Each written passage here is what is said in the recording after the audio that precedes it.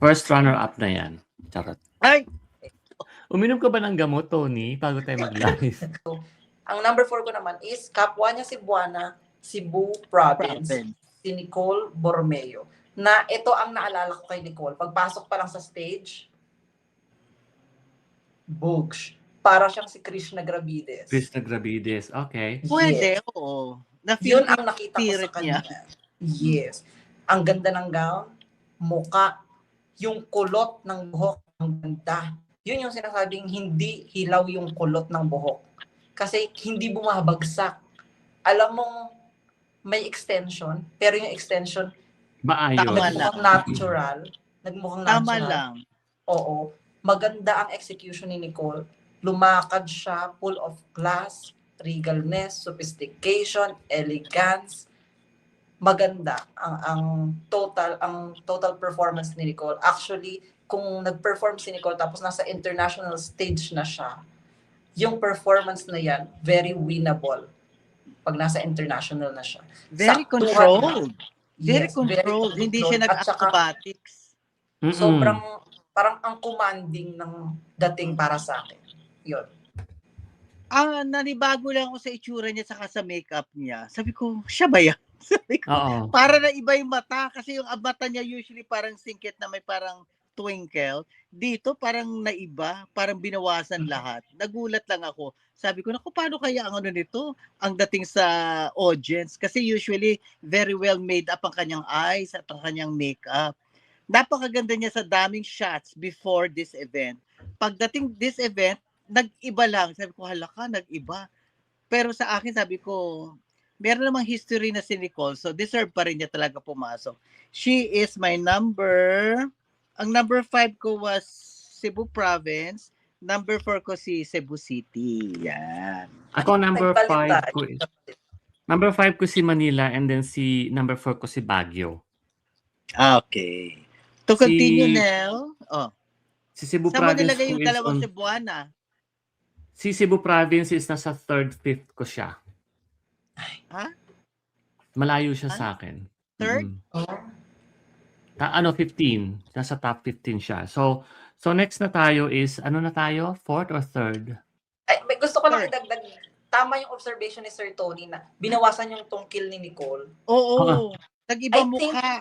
I think it's a strategy para mawala, para ma-erase yung parang Miss International. MI. Oo. Na ano sa kanya, connotation sa kanya. Ang nakita ko nga, sige, continue, I'm sorry. Sige. Yeah, parang nilagay siya dun sa MU standard.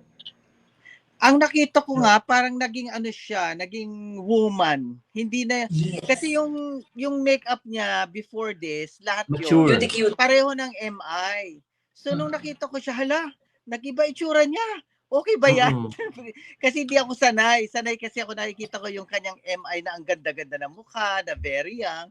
Dito naging woman siya. Sabi ko, hala, naging babae na siya dito. Babae na lola mo. Tapos ganun lang yung look niya. A good indication. A good indication that, Nicole can mold herself into something else. Naku ha, maka-Nicole ka ha. Sabi ganun. Pero sa akin, si Nicole ay may pinakamagandang mukha sa edition na ito. You can't deny that. At all alam naman natin angles, sa lahat ng angulo. Bird's eye view, ant's eye view, side view, lahat ng top view, bottom view. Ang ganda talaga ng mukha ni Nicole. Huwag naman top view, wala makikita dyan. Bird's eye view. Bird's eye view. Honest opinion ha, nung prelims kasi ng gown, medyo parang may hinahanap ako na hindi ko makita. Parang nakulangan ako. Parang, yun na itong yung tapos nag-iba yung hitsura niya. Parang correct. Nag-iba. And then, hindi ko makitaan ng Nicole. Baby, tama ka, Tony, na sinasabi mo na tinatanggal yung or dinidetach yung MI, yung Miss International feed sa kanya na image. Kaya naging ganun. Pero, naging woman. Ang maganda kasi yung dapat siguro yung siya ang nakikita ko, hindi yung ibang hitsura na kasi parang alam mo sa totoo lang yung una ko siyang nakita, hindi ko siya nakilala. Ay, siguro. Anyway, doon na tayo, 'di ba? Si Cebu Province sa akin is nasa number 14. So number Teka muna tayo? Before we proceed, magulo ang mga vloggers on that part. Magulo. Halos hindi nila ipasok si Nicole sa top 10. Nagkakagulo ngayon, nagkakagulo. Ang hirap eh. Oo. Kung Kasi yung hindi tayo feeling ko ganun sanay. eh. Nag-iba kasi itsura niya. Ako hindi.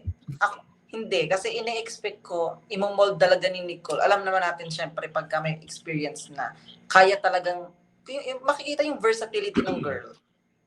Kumbaga parang si Nicole, fit siya for MI, but pwede rin siya mag-transition to MU.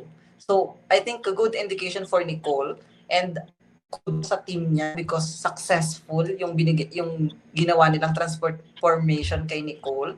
And ayun nga, dun sa first 5 seconds of her performance, Krishna Gravidis yung dating sa akin. So parang plus point sa akin. Kasi alam natin yung performance ni Krishna Gravidis, talagang remarkable yun, notable yun, iconic yun, kumbaga. So dun pa lang, sabi ko na si Nicole is someone na parang na-overshadow ni April pagdating sa performance. Pero this Magkasunod time, eh. yes, pero this time, siguro sinabi ni Nicole na hindi mo na ako mauungusan, girl. Ako naman this time. Okay. Ako nahirapan ako nung unang pagkita ko kay Nicole. Sabi ko, sino to? Ganyan din ako. Nagkamali ba ng Sabi ko, nagkamali ba ng blocking? Sino to? Wala ka na to. Sabi, oh my God, si Nicole pala ito. Ba't ganito itsura niya? Pa ako yung, it took me time na ma-enhance yung changes, nanibago. I think ganun ang nangyari sa mga vloggers. Nahirapan sila doon sa changes. Nagulat kami. Ito Nel, di ba meron tayong anong tawag dito, notion na tinatanggal yung pagiging sa MI niya, Miss International niya. Pero tingnan mo naman ang nangyari kay Atisa. She never take that off of her. Yung hitsura niya all the way through is tuloy-tuloy nung second na pagbalik niya. Kasi nung una niya, nung kay Chelsea, iniba niya, iba siya ng hitsura. Hindi rin nag-work. Pero kasi Sir Andy, iba yung Atisa Manalo eh. Yung Atisa Manalo na talaga siya. Hindi ko inaano yon. Yes, totoo yan. Pero what I mean is, Atisa Manalo is Atisa Manalo. But this time sana, ang ginawa din niya is Nicole Borromeo is Nicole Borromeo, here I am. This is Nicole. So doon ako doon ako na lost in translation. Yun na nga ang nangyayari. Ganun. Ang vloggers, hindi siya pinasok sa 10. Sabi ko, oo nga, nag-iba itsura. Ang hirap tanggapin. Parang anak mo umuwi, tapos ang haba ng buhok, pag uwi, ang giksi na po. Oo, nagbabkat na. Ano ba to? Anong ginawa mo? Tingnan natin. Kung ma-appreciate pa rin ng mga utaws, ng fans, at ng vloggers yung the same look in a swimsuit. Tingnan natin kung anong aura niya. Yeah, let's wait. Diba? Teka muna, bago ako magbasa, i-mention ko muna yung aking top 10.